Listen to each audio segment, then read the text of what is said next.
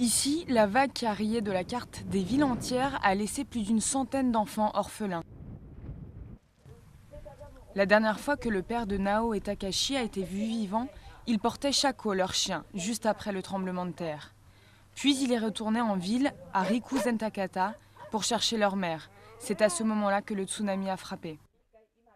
Les inscriptions sur ce calendrier marquent les jours de la découverte de leur corps. Mon frère était avec moi à l'école. Ça l'a sauvé, mais mes parents ont été emportés par la vague.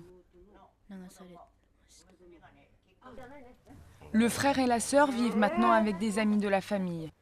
Je les connais depuis qu'ils sont tout petits. Quand je les ai aperçus à l'école, je me suis dit que c'était horrible pour eux. Alors je les ai ramenés chez moi. Yushi a aussi perdu sa mère dans la catastrophe. Ce sont maintenant ses arrière-grands-parents qui s'occupent d'elle au refuge de Rikuzentakata.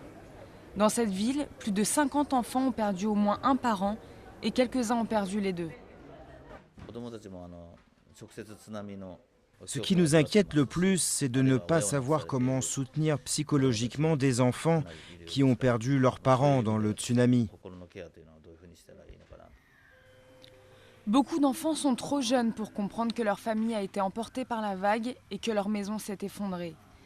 La petite Yuiko est plus chanceuse, elle a toujours ses deux parents auprès d'elle. C'est angoissant pour les enfants de vivre dans ce centre d'accueil. La petite se réveille en criant plusieurs fois par nuit. Nao et Takashi ont été recueillis, mais pour d'autres, les centres d'accueil sont la seule solution pour ne pas se retrouver complètement seuls.